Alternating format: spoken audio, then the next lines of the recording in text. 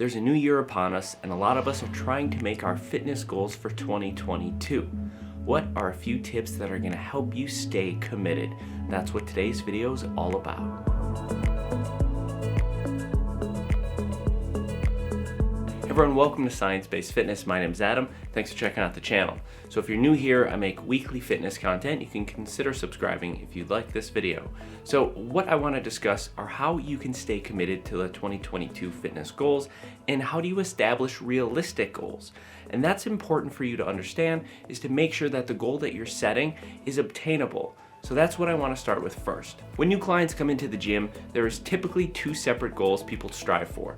The first one is going to be weight loss. Now there's subcategories to this. This is going to be people that are trying to get toned, people trying to lose belly fat, people trying to appear more shredded. If you're in any of those subcategories, you're going to be in category number one. Category number two are going to be people coming into the gym looking to get bigger or stronger. So that's going to be people trying to bench more weight, deadlift more weight, people trying to get bigger shoulders, people trying to get a bigger back. Anything in that realm will be category number two. Now let's look at our first category, which is the weight loss category. So now people looking to lose weight. What is a realistic number you should be striving for? This will depend on where you're starting, but I will say typically anywhere between 2 to 10 pounds a month is realistic. Yes, I've seen people lose more weight than this in a single month, but those are very extreme cases. Sometimes people get discouraged when they hear 2 pounds a month, and I will say that is obviously the lower end of the spectrum, but that's a healthy amount of weight to lose. That's half a pound a week. And when you really think about over a full year, if you stay consistent with this, that's 24 pounds. Now 25 pounds might not seem like a lot of weight. Imagine this dog here is 25 pounds. This weight here is 25 pounds. This is a piece of glass breaking. They're unrelated, but it's for dramatic effect. I also want to add to this, if you're someone that only needs to lose 10 pounds and you're expecting to lose that all in 1 month because you're super committed, that's going to be really hard and very challenging. There's a difference between what's healthy and where you want to be. So we might be already in a healthy position with our body weight and our body fat percentage, but we want to get a little bit more tone. And that's your personal choice, but I will say sometimes it's more challenging to lose that last 2 to 10 pounds when you're already at a low body fat percentage, so keep that in mind. For someone that's trying to lose 100 pounds, the first 10 pounds might come off really easy, but don't get discouraged when you start seeing it slow down.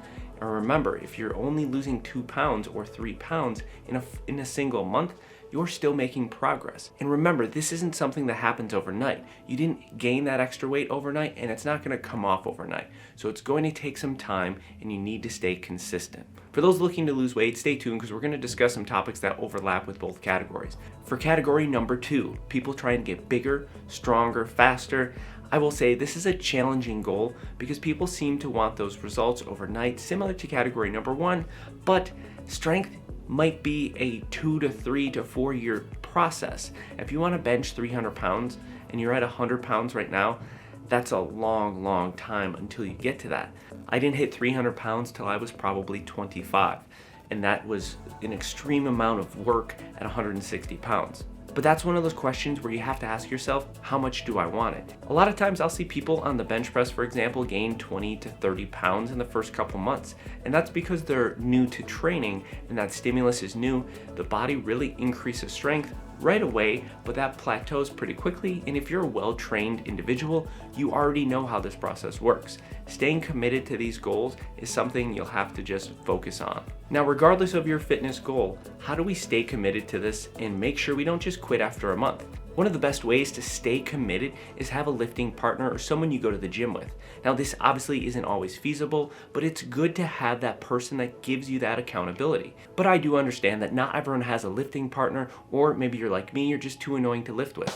Personally, I work out alone, but how do I stay committed to those workouts? Well, one way is logging your workouts. Now, personally, I don't have a book where I log all of my workouts in my sets and reps, but what I'll do is go into my calendar and I'll put down leg day, chest day, shoulder day. I'll split it up however I'm currently working my workout routine in that week, as you can see in this photo here. This makes me accountable to make sure I get to the gym and stay committed to my training program. But now when it comes to eating and diet, how do we resolve that problem? Something I recently started doing was having a checklist. This checklist allows me to write down the things that are important and that I want to stay committed to throughout the week. For me, one of my goals is to reduce my body fat slightly. Now, with that being said, I find that if I drink less alcohol, this becomes a lot easier. And if you haven't seen my videos on alcohol, then make sure you head over to my channel and check that out after. But reducing the amount of alcohol coming in can be a great way to reduce body fat. I also like to use different apps to track my calories, like MyFitnessPal. I've always used that. To me, I think it's great. I think it's perfect. I've never used a different app because I didn't need to.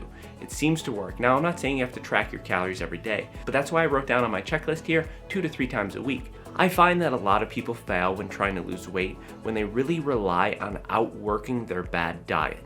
They hope to come into the gym and be able to exercise to a point where they don't have to worry as much about their diet, and that never seems to be successful. You really need to practice on correcting any poor eating habits you have and simply just improving your diet overall.